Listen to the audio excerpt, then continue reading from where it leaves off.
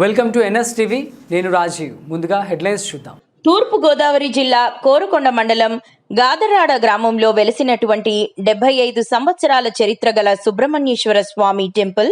దీనికి సంబంధించి పూర్తి వివరాలను అక్కడ ఉన్నటువంటి కమిటీ సభ్యుల్ని అడిగి తెలుసుకుంటూ మరింత సమాచారాన్ని మా కాకినాడ జిల్లా ఇన్ఛార్జ్ పడాల శివ లైవ్ లో అందిస్తారు.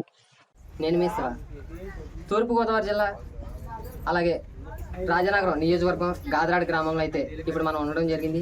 అయితే ఇక్కడ మనం చూసుకోవచ్చు, సుమారు 75 సంవత్సరాల నుంచి కూడా చరిత్ర గల సుబ్రహ్మణ్యేశ్వర స్వామి ఆలయం అయితే ఇక్కడ ఉన్నది. అయితే ఈ యొక్క ఆలయం ఎప్పుడు నిర్మాణమైంది, ఈ యొక్క ఆలయం ఏ రోజు ఏ పూజా కార్యక్రమాలు నిర్వహిస్తున్నారు, అలాగే ఇక్కడ ఉన్నటువంటి ప్రతి ఒక్క విషయాన్ని అయితే ఇక్కడ ఉన్నటువంటి సంబంధిత మన పూజారి గారితో కానీ లేదా కమిటీ వాళ్ళతో కానీ మాట్లాడే ప్రయత్నం చేద్దాం. రండి. చూసారు కదండి, అంటే 75 సంవత్సరాల చరిత్ర గల సుబ్రహ్మణ్యేశ్వర స్వామి ప్రత్యేకత. కళ్యాణం వారికి కళ్యాణం, అలాగే పిల్లలు పుట్టని వాళ్ళకి పిల్లలు పుట్టే అవకాశం ఈ స్వామివారిని దర్శించుకుంటే కోరిన కోరికలు తీరుతాయని చెప్పేసి ఇక్కడ ఉన్నటువంటి ప్రజల ప్రగాఢ విశ్వాసం. అలాగే జరిగిందని కూడా ఇక్కడ ఉన్నటువంటి పెద్దలు కూడా చెప్పారు. అలాగే ఇటువంటి మరిన్ని వార్తల కోసం చూస్తూనే ఉండండి ఎన్ఎస్ టీవీ. మీ శివ. ప్రత్యేకంగా ఇక్కడ శ్రీ వాయునేశ్వర స్వామి ఆలయం దర్శించుకుని ఇక్కడ సుబ్రహ్మణ్య స్వామిని దర్శించుకుంటారండి.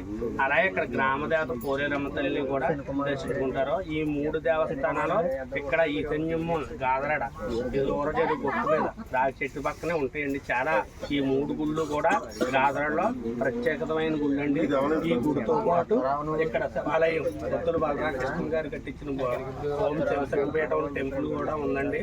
అలాగే ఆ టెంపుల్కి వచ్చిన వాళ్ళందరూ కూడా ఈ వాయునేశ్వర స్వామి ఆలయం, సుబ్రహ్మణ్య స్వామి ఆలయం, పోలేరమ్మ తల్లిని కూడా దర్శించుకోవాల్సిందిగా కోరుతున్నాం. ఓం నమః శివాయ. నమస్తే సార్. నమస్కారం. మీ పేరండి? వెంకటేశ్వర. అలాగే చూసుకోవచ్చు, ఈ ఆలయం యొక్క ప్రత్యేకత ఆల్రెడీ ఇప్పుడు స్వామి గారు చెప్పారు. అలాగే ఇంకా ఈ ఆలయానికి ఏమైనా ప్రత్యేకతలు ఏమైనా ఉన్నాయా?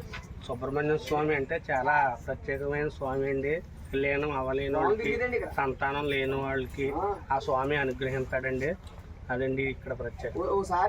అలాగే ఇక్కడ ఎటువంటి పూజా కార్యక్రమాలు నిర్వహిస్తారో, అలాగే ఉదయం నుంచి సాయంత్రం దాకా పల్లకి సేవ అని, అలాగే కళ్యాణం అని, ఇటువంటి కార్యక్రమాలన్నీ కూడా నిర్వహిస్తున్నారు. అయితే అందులో భాగంగానే ఏ ఊరు నుంచి ఇక్కడ భక్తులు ఎక్కువ శాతం వస్తుంటారు? గాదరాడండి, సీతారాంపురం, కలవచర్ల నుంచి ఇక్కడికి వస్తారండి. ప్రతి మంగళవారం ప్రత్యేకంగా పూజలు జరగబడతాయండి. అలాగే ఈ షష్ఠి నాడు పొద్దున్నే స్వామివారికి భజంత్రాలతో మామూలు స్వామిని తీసుకొస్తామండి. సాయంకాలం కళ్యాణం చేసి పల్లకీలో ఊరేగిస్తాము. కళ్యాణం చేసిన తర్వాత ఊరేగిస్తాము. నమస్తే అండి. అలాగే ఇక్కడ మనం చూసుకోవచ్చు, సుమారు 75 సంవత్సరాల చరిత్ర గల ఆలయం అయితే ఇక్కడ ఉన్నది. అయితే ఈ యొక్క ఆలయం ప్రత్యేకత ఏంటి, ఇక్కడ స్వామివారి ప్రత్యేకత? స్వామి శరణం. ఈ ఆలయం 70 సంవత్సరాలు ఇంకా సుమారు ఉంటుందండి. నాకైతే 66 సంవత్సరాలు. అంతమంది చిన్నప్పుడు కూడా ఇక్కడ ఈ గొట్టు మీద స్వయంగా వెలిసినటువంటి ఈ స్వామి, ఈ సుబ్రహ్మణ్య స్వామి సంతానం లేని సంతానం, కళ్యాణం కూడా చాలా గొప్పగా అనుకున్న నా కోరికలన్నీ నెరవేరుతాయి స్వామి. తర్వాత పందులు వేసేవాళ్ళం, ఇప్పుడు మళ్ళీ చిన్న మండపం కట్టేవాళ్ళి. ఈ రోజున ప్రతి ఒక్కరు కూడా అనుకూలంగా రావటం వెళ్ళటం కూడా చాలా పవిత్రదండి. మాది కోరుకొండ మండలం గాదరాడ గ్రామం, రాయన నియోజకవర్గం. భక్తులు బలరాంకెట్ గారు మాకు ఎమ్మెల్యే అండి. ఈ కార్యక్రమాన్ని కూడా ఈ గ్రామ పెద్దలు, ఈ కమిటీ కుర్రలు కూడా చాలా ఉత్సాహంగా ఆనందంగా ప్రతి సంవత్సరం జరుపుతున్నారండి.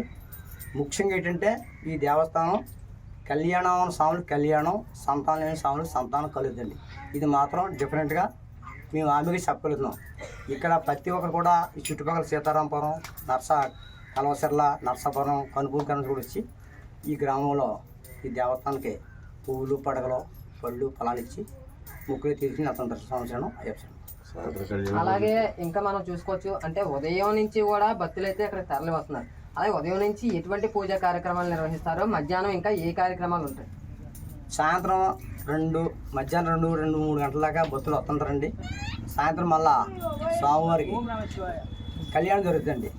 పచ్చంగా పల్లకి మీద స్వామివారిని ఊరంతా బ్యాండ్ ఊరేగించి కళ్యాణం జరిపించి తలంబరాలు పోయటం అన్నీ కూడా మామూలుగా యాద పండితుల ప్రకారం ద్వారాగా కళ్యాణం జరుగుతుందండి. ఆ కళ్యాణం గ్రామంలో అందరూ కూడా పెద్దలు చిన్న కూడా వచ్చి దీంట్లో పాల్గొని ఈ కార్యక్రమం జీవపరం చేస్తారండి. సార్ అంటే కళ్యాణం ఈ సంవత్సరం జరిపిస్తున్నారా లేదా ప్రతి ప్రతి సంవత్సరం కూడా సంవత్సరం అండి, ప్రతి సంవత్సరం కూడా ప్రతి సంవత్సరం కూడా మంచి పల్లకి ఊరేగింపండి.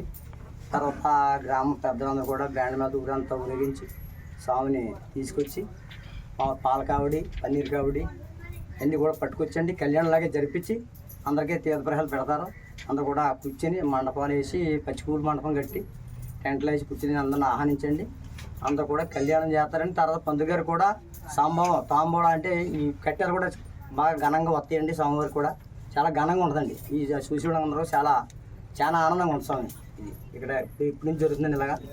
అలాగే ప్రతి సంవత్సరం జరిగింది, ఈ సంవత్సరం కూడా జరుపుతున్నామండి. ఇక్కడ మాత్రం ముఖ్యంగా యూత్ కుర్రోళ్ళు ఉన్నారండి, 10-15 మంది కుర్రోళ్ళు. దీన్ని బాగా శ్రద్ధగా బాగా తీసుకుని ఈ సుబ్రహ్మణ్య స్వామి అంటే బాగా ఇష్టం అండి. స్వామికి చాలామందికి పెళ్ళిళ్ళవని ఉద్యోగాలు వచ్చినాయండి. తర్వాత కళ్యాణాలు అని ఆడపిల్లలు కూడా అన్నీ కూడా చాలా అనుకూలంగా ఈ స్వామి మాకు చాలా ప్రసిద్ధి. మా గ్రామానికి గొప్పండి మాకు. అంటే సీతారాంప నుంచి కళాశాల నుంచి వనపూర్ నుంచి కూడా నరకం వస్తారండి మాకు.